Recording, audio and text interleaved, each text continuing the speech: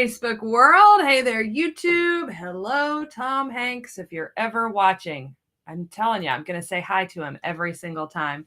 Hello, you have stumbled right into Kari's Corner. I am so happy that you are here today. I'm so thankful that you are here.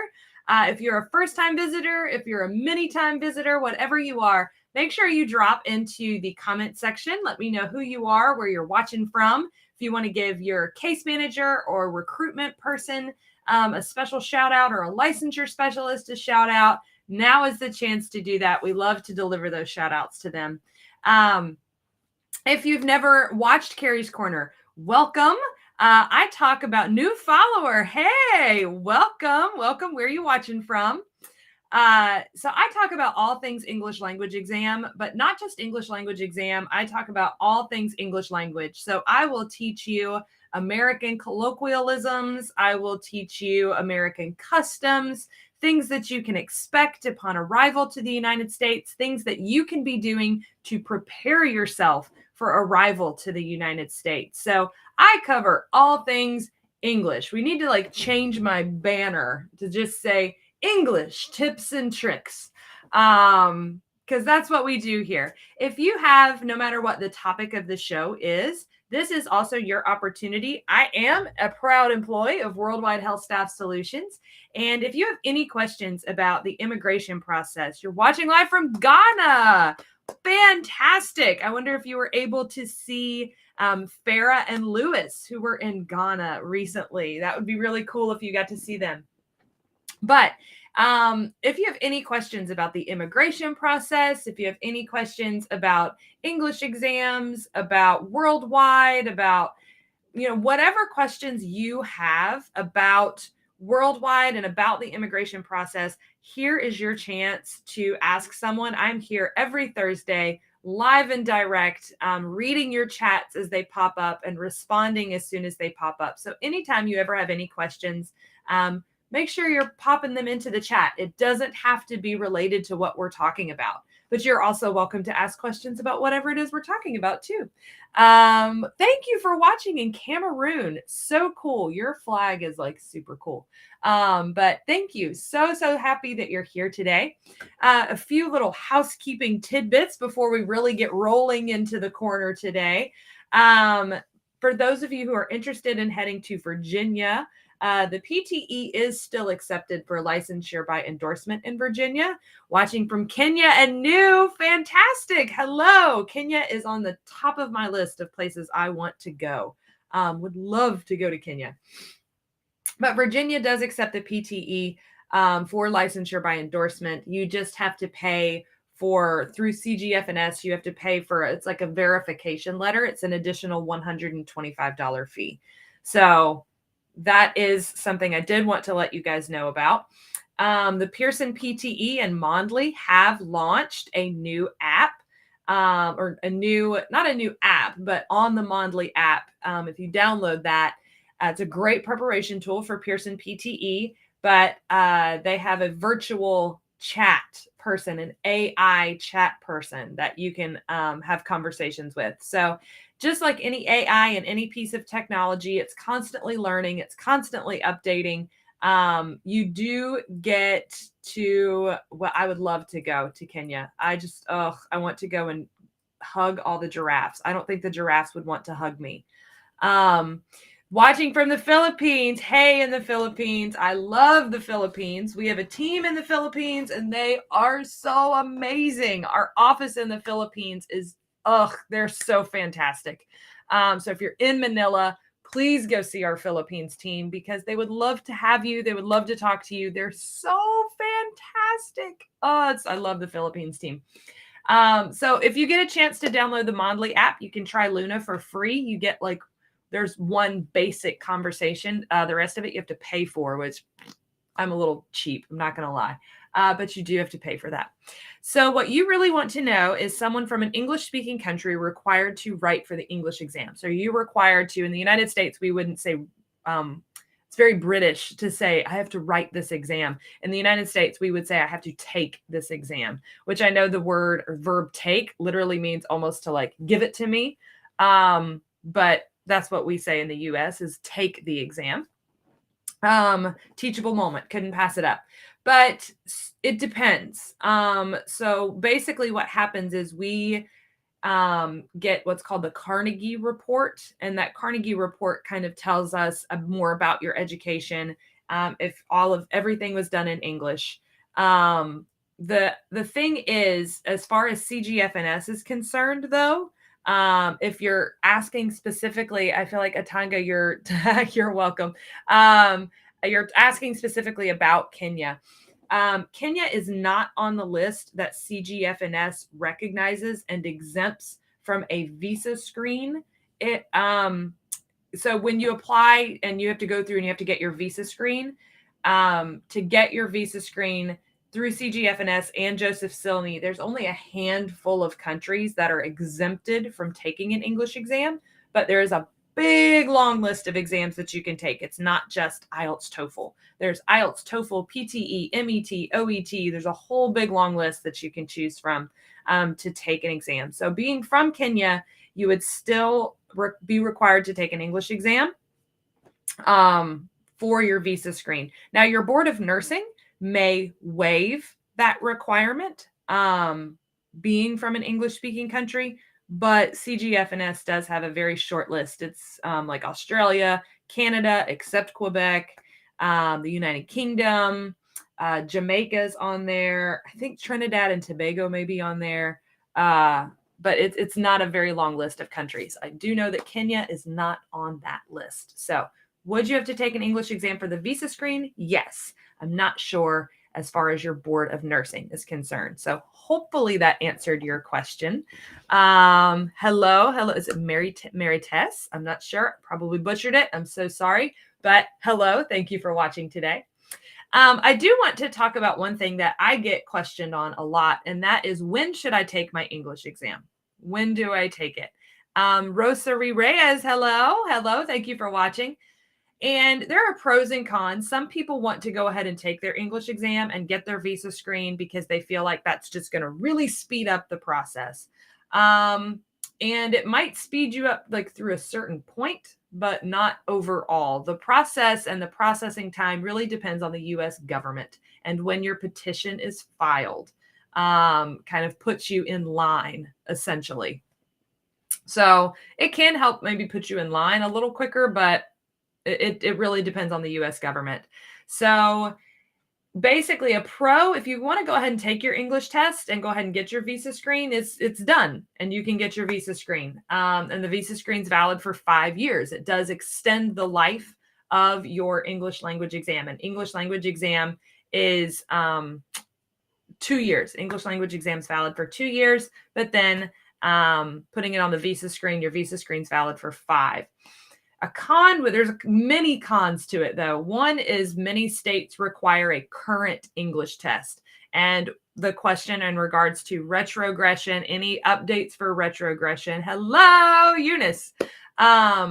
Any regards to retrogression, it's the visa bulletin. We just did a webinar last month on the current visa bulletin. And I think Tracy might be able to pop into the chat like the current date. It's 2021, I think. So we haven't had an update since then. As far as it's either January or June of 2021.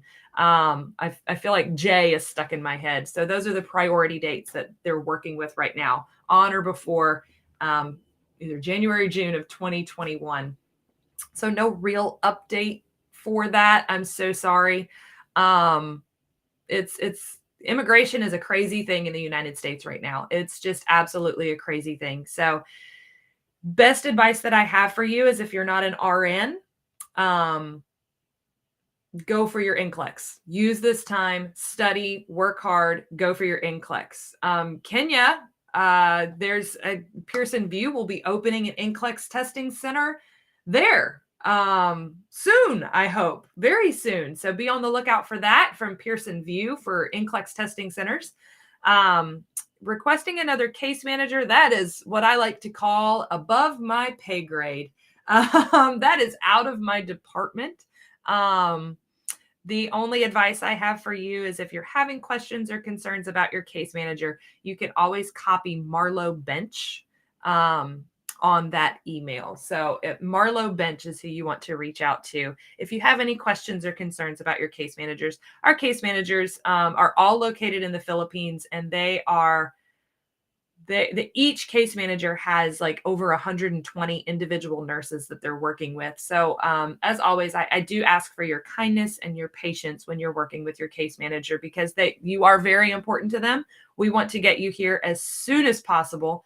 So please just have patience with them. But if you do have questions or concerns, you can contact Marlowe Bench. She is the director of all case management, and she is absolutely fantastic. But she gets a lot of emails every day too. So we're all working our best to get you over here. So hopefully that Rosary Reyes, hopefully that gave you an extra person to contact for sure. The November US visa bulletin states that the EB3 visa is December 1st. Why did I have a J in my head? I have no idea. My mom's name begins with J. Maybe I'm thinking about my mom. It's December 1st, 2021 for the Philippines, Mexico, and all countries except for India and China. Yeah, India and China are way on back there. So but for Philippines, Mexico, and all other countries, December 1st of 2021 is looking for the EB3 visas, which is what we use to process. So switching back over to what I was talking about before, taking your English test before you get your offer. Many states require an English test. It has to be valid, meaning it has to be within that 2 years. Some states may require a different exam other than what you took for your visa screen, right? So if you took the PTE for your visa screen and you're going to Georgia, Georgia accepts the TOEFL. So you'll have to take another exam for that Board of Nursing. So my advice is always to wait, if you can, until you have an accepted job offer. And then you can start looking into that particular state Board of Nursing to see what they require. So that's my advice as far as when to take your English exam. So if there's any other questions about all that, please continue popping questions into the chat. I am here to answer as many of them as I possibly can. Hopefully able to provide a little bit of information for all of you who are watching from South Africa. Very cool. Very, very cool. My neighbors from South Africa. I love hearing you all speak. You have the best accents. It's absolutely fantastic. So today, what I'm going to be looking at today is a test that do we hire CNAs? There is a very, very, very long waiting list for nurse aides. You're welcome to apply and get on the list. Absolutely. But my advice to you is while you're waiting, because it's a very, very, very long list, go for your NCLEX. Study for the NCLEX. Go take the NCLEX. Do what you need for the NCLEX. Michelle. Hello, Michelle. You have accepted a job offer in Oregon. Oh, Oregon is absolutely beautiful. I'm pulling up my requirements right now for Oregon.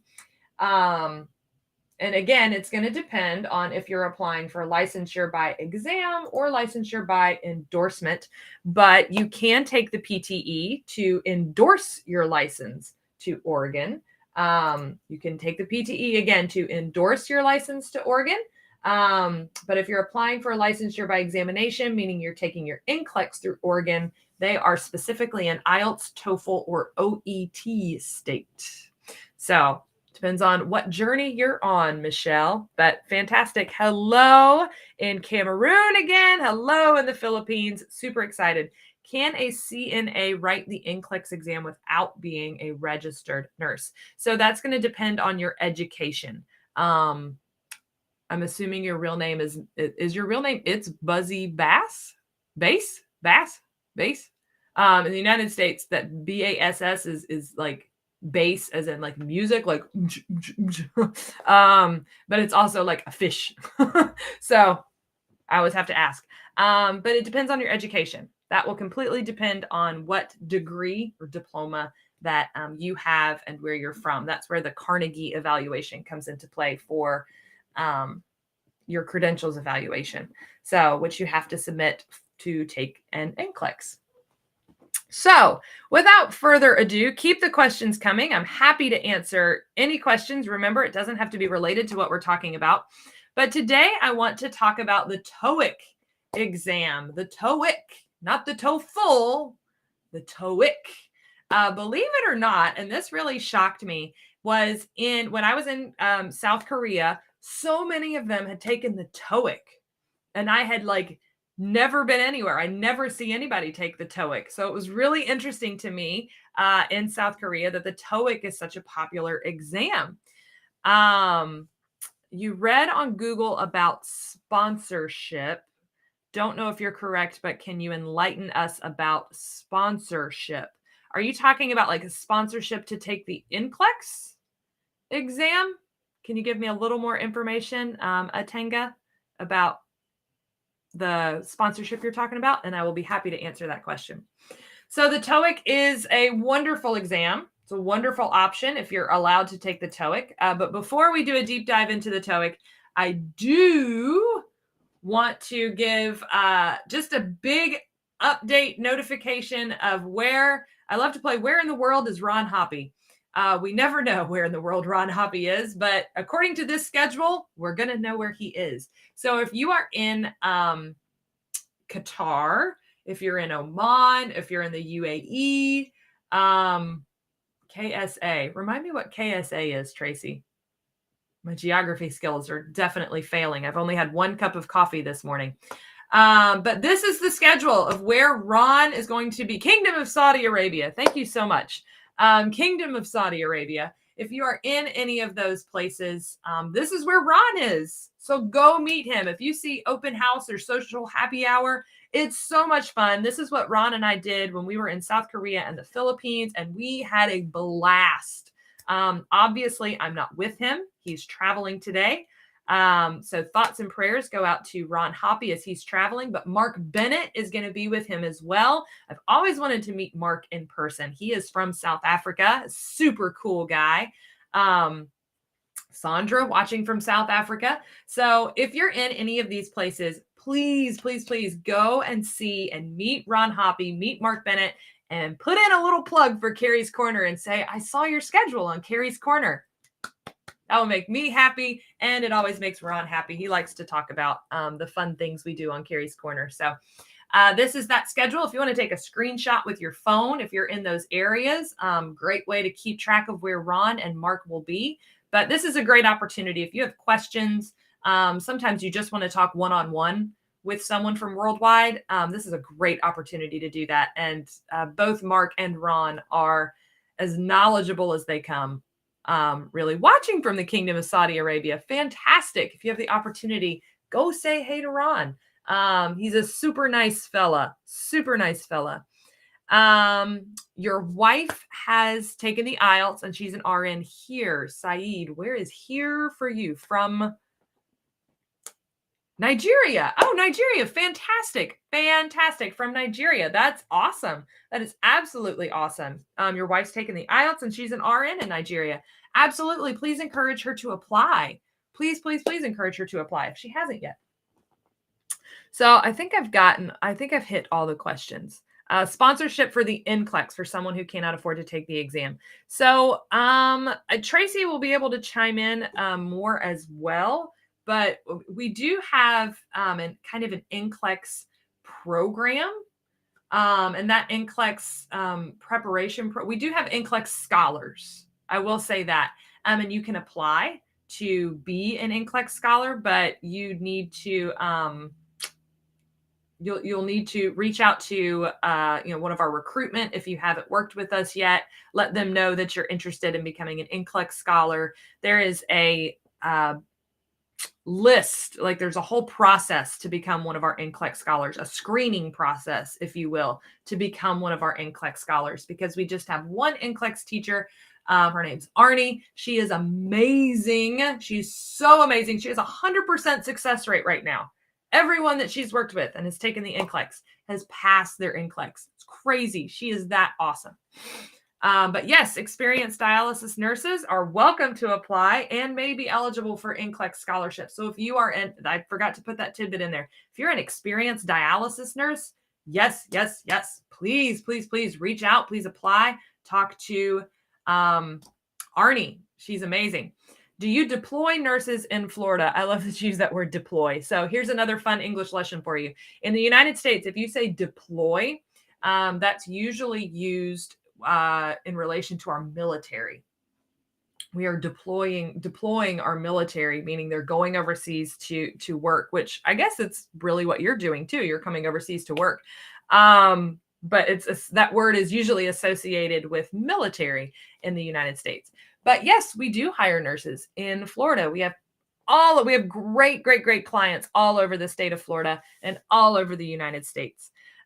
Just finished your advanced home care and first aid. What's the way forward to qualify from South Africa? That's going to depend on it's going to depend on your education. So you do have to have a degree, either a 3-year diploma or a 4-year degree, in nursing, in general nursing. Or I think there's in the United States, we have what's called an associate's degree in nursing, and that's a 2-year program. So it does have to be not just specifically like in home care or first aid. It has to be in general nursing, as far as your education is concerned. Do we accept US RNs without experience? No, we like for you to have 2 years of experience. Minimum 2 years of experience is what we're looking for. Hello, Liz, watching in the Philippines. Thanks so much for watching. So benefits of the TOEIC. I almost said TOEFL, caught myself. Benefits of the TOEIC. Let's see. Okay, thank you. You are welcome, Sandra. Some of the benefits of the TOEIC is the test is given in 2 separate sections. So on 2 completely separate days, possibly 3 days. You can actually separate the writing and speaking into 2 days as well. Retrogression nurses in the Philippines. Tracy just put that date. EB3 visas filed on or before December of 2021 is what we're looking at, as far as retrogression in the United States and immigration. So December of 2021 are the dates that we're processing currently, on or before December of 2021. Hopefully that answered your question, Joy. If you do not meet the required scores, thank you, Tracy. If you do not meet the required scores of, let's say that you pass the reading and listening, but you didn't pass the speaking, you can just sign up to take the speaking portion again.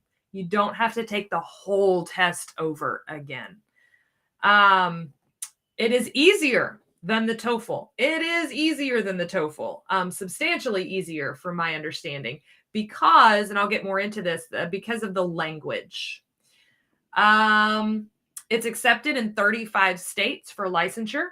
So for 35 different states, that's over half of the United States, does accept the TOEIC. People don't realize that, but 35 states accept the TOEIC for licensure. And it uses real world English, not academic English. So when you're studying for the TOEFL and the IELTS, it's almost like you have to get back into university mode. And you have to think about, university language and all that kind of stuff. But if you take the TOEIC, it's very real world. You're not going to see a lot of very difficult academic language. If you have the visa screen, can the English proficiency exam requirements for Pennsylvania be waived? Do you mean if you were taught in English? If you were taught in English? If you have your visa screen, so Pennsylvania requires an updated, as far as I know, they require you to have a current exam. So the meaning you have to have taken the exam within the past 2 years. I'm pulling up Pennsylvania right now. But Pennsylvania, it does have to be active. So within the past 2 years. And they do accept the TOEFL, IELTS, the PTE, and the MET. So they have a lot of different exams that Pennsylvania accepts. So even if you have your visa screen, let's say, your visa screen is going to be valid through 2025. But let's say that you took the PTE and those scores expired in 2023. You are going to have to take either TOEFL, IELTS, PTE, or MET again prior to applying for your license in Pennsylvania. So hopefully that answered your question, Ricardo. But yes, so they don't waive the English requirements, and a current English exam is required for Pennsylvania. Tracy answered that question. Is the TOEIC exam expensive? Great question. The TOEIC exam is going to cost you around the same amount total as the TOEFL exam. It's about $140 per section. So 140 per, hang on, let me double check. TOEIC cost. That gives me, of course, it gives me the TOEFL cost. But yeah, it's around $140 per section. So $280 total. But you can take them at 2 different times. How do you contact Sarah for the NCLEX Scholar Program? I'm not sure who Sarah is. But Hazel, we did talk about if we sponsor for the NCLEX exam. We already talked about that. We do. There's an NCLEX Scholar Program, but you have to apply for that. But we are actively seeking, if you're a dialysis nurse, if you're a dialysis and you'd like to apply for our NCLEX Scholar Program, we are strongly encouraging that right now. Let's see. So a breakdown of the sections. Reading and listening, it's about 2.5 hours total for just that section. Are you qualified as a med lab tech? Yes, you are. Yes, you are. We love our med lab techs. Absolutely. Med lab techs, you are totally qualified and currently waiting to be documentarily qualified. Yay! That's fantastic. In the UAE, super excited for you. The reading and listening. So section 1 is listening. It's 45 minutes. Section 2 is reading. It's 75 minutes. And then there's about 30 minutes for what they call biographical questions. The speaking section is 20 minutes with 11 questions, and writing is 60 minutes with 8 questions. Do we put nurses in Texas, in Tejas? Yes. Yes, we do, Krissa. We have some great clients in Texas. And we absolutely deploy, as you guys said. We do place nurses in Texas. We place them in all 50 states, believe it or not, all 50 states. Let's see. I'm trying to move on throughout my thing. Reading and test reading and listening. So let's break down test 1, which is reading and listening. A list of the accepted English exams in specific states in America. Great question, Michelle. It would be great. That would be absolutely fantastic if there was a website you could go to and it told you the accepted specific states in America. However, it just doesn't work like that because boards of nursing are constantly changing their requirements. So in order to see the accepted state tests, you have to go to that Board of Nursing website. Or you can reach out to me if you have certain states that you're looking for, even if it's like 15 states and you're like, can you tell me the requirements for these 15 states? I have a list and I'm happy to give you that information, Michelle. So please email me if you have specific states that you're looking for. So the listening section, you'll listen to a variety of questions and short conversations recorded in English. Remember, this is again in just general conversation. It's not going to be academic. It's not going to be on a college campus. It's just going to be like coffee shop talk, general conversation. There are 100 questions in the listening section. So the TOEIC, much like the IELTS, is a long test, but it is broken up into multiple days. Part 1, you'll look at some photographs and you'll listen to some things about photographs. Part 2 is a question and response. Part 3, you'll listen to conversations. And part 4 will be like an extended monologue or an extended talk. Why are there other states PTEs accepted for visa screening, yet not for license endorsement? You know what? That is a fantastic question, Ven. That is a fantastic question. And that's a question I ask myself every single day. Why can't all the states just agree on one list and accept it? Why can't everybody be on the same page? Well, because they're all governed by different boards of nursing, and different boards of nursing have different requirements. So why is something accepted for a visa screen and not for license endorsement? That's because different boards of nursing have different requirements. Some boards of nursing just don't want to update their requirements because going through that update process is a long and tedious process. For example, Maryland their board has voted to approve the PTE and accepting the PTE. However, this was in 2022. It has still not yet been written into law. Still not been written into law, even though the board voted to approve it in 2022. So that's probably why a lot of boards choose not to change their lists. But I do know that people, shout out to my girl Meredith at the PTE, shout out to Gary at the OET. They are working really hard to get their tests. Shout out to my people at the MET too. They're also working very hard to get their tests added to various boards of nursing approved lists. So Ven, I'm telling you, man, I ask myself those questions every day. I think I may have skipped a portion. So section 2 is reading. You'll read a variety of materials. You'll respond at your own pace. There's 100 items total on the reading section. Part 5 has incomplete sentences. 6 is text completion, and part 7 is just basic reading comprehension. But again, not going to be from a textbook. It's going to be very general conversation. Let's see. Speaking and listening. So speaking, question 1 will ask you to read a text aloud. So it's just reading what's on the screen. Questions 3 through 4, there are pictures. You'll be describing a picture. Questions 5 through 7, you will be responding to various questions. They're pretty short responses. Questions 8 through 10 are respond to questions using information provided. So you'll read something, then they'll ask you a question, and you'll provide information based on what you read. So that's what you call an integrated task, meaning you're doing 2 things. You're speaking and reading. And then question 11 is expressing an opinion. So expressing an opinion, that would be more of your extended response as far as the TOEIC is concerned. For writing, questions 1 through 5 is write a sentence based on a picture. Very simple, 1 sentence. A test like this are very specific in their directions, and it's really, are you able to follow directions? So if they ask you to write 1 sentence, write 1 sentence.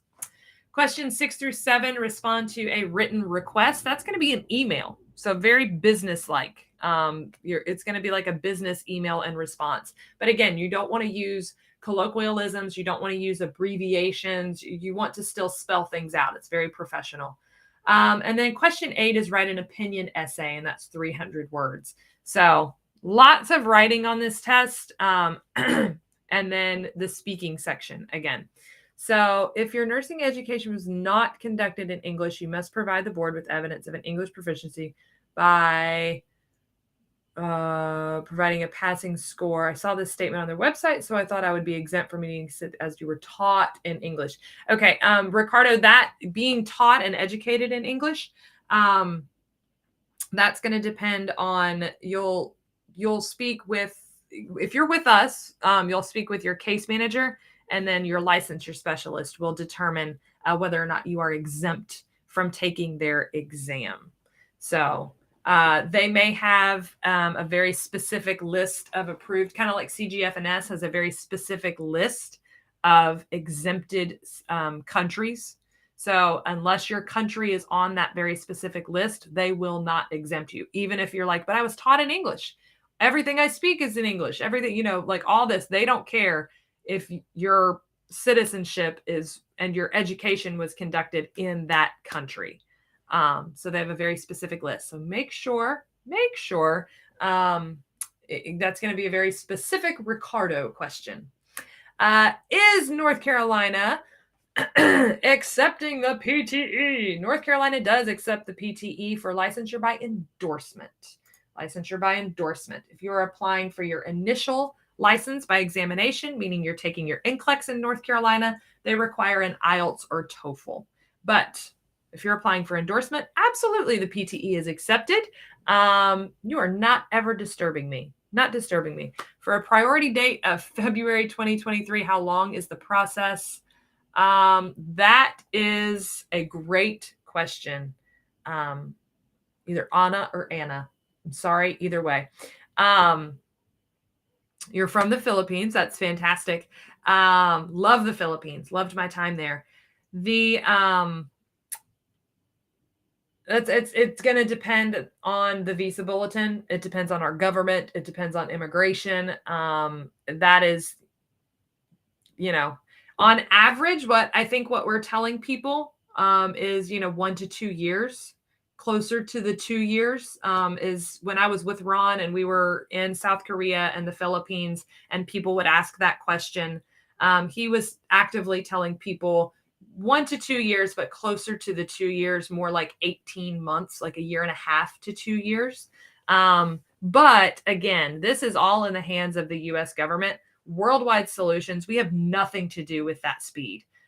We submit your paperwork as soon as we get it from you. We are, doing things as quickly as we can on our end to get you in line. Essentially, if you think of it as like waiting in line for a ride, right? You're waiting in line to get on that airplane ride. We are doing our best to get you in line. There is nothing we can do to move you forward in line, and there's nothing we're going to do to move you backwards in line. All we can do is, keep you reserve your spot in line and keep you in line and keep you moving forward. But it's the U.S. government that controls how fast that line moves. So that's the best illustration I guess I can give for immigration in the U.S. government. I understand it's so frustrating. It can be so frustrating. Everything the U.S. government does when we process your paperwork, we're still doing it on paper.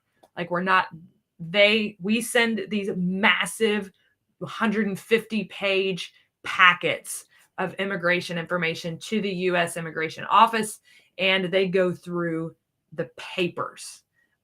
Whereas a lot of other places in the world, it's all electronic, but not here in the U.S. So it takes a long time. But yeah, immigration timelines are typically 2 years. Emilian, I'm mispronouncing your name. I'm so sorry. After filing the H-1B employee questionnaire, what is next? So you should have received what's called the roadmap, like the employee roadmap or the candidate roadmap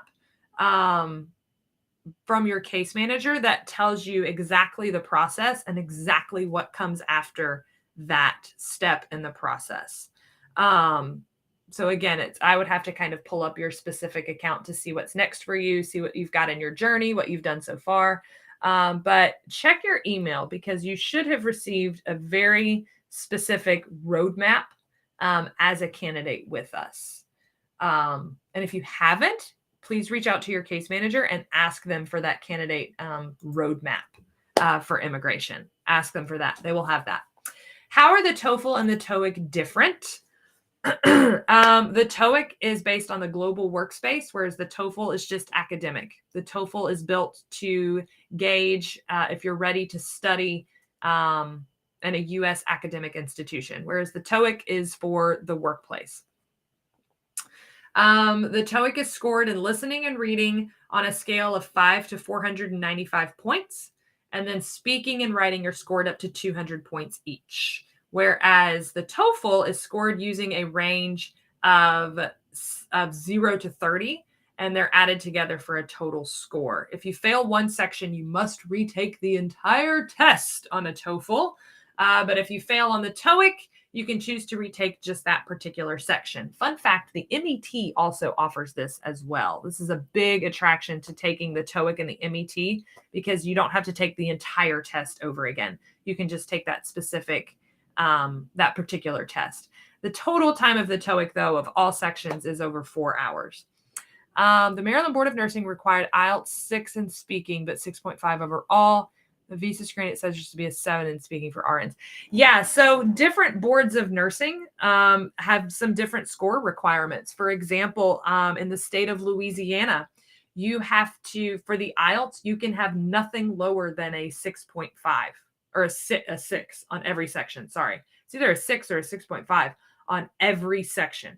every section must be higher than a 6 or 6.5. So if you got a 5.5 in reading, but you still got a 6.5 overall and a 7 in speaking, Louisiana Board of Nursing says, nope, not good enough. Even if you got an 8 in speaking, if you have a 5.5 in a section, you have to take the whole thing again because you cannot get anything lower than a 6. So individual, like I said, CGF&S has their requirements. Boards of nursing have their requirements. So go with whichever one has the higher requirements. Like it looks like in your situation, CGF&S has a higher requirement, and you have to have CGF&S just like you have to have what the Board of Nursing says. But if you have if you meet the higher requirements provided by CGF&S, then you'll be good to go in Maryland. So I think where you said Maryland is the 6. I'm looking at my Maryland. Yeah, Maryland requires a 7 in speaking, a score of 7 on speaking, a 6 on all other modules. So that may be kind of where you're getting confused. Maryland is like Louisiana. Maryland Board of Nursing requires a 7 in speaking and nothing lower than a 6 on any subsection and a 6.5 overall band score. So I'll say that one more time. Maryland requires a score of 7 on speaking, a minimum of a 6 on all other modules, and at least a 6.5 overall. So you cannot score below a 6 on any section of the IELTS for the Maryland Board of Nursing.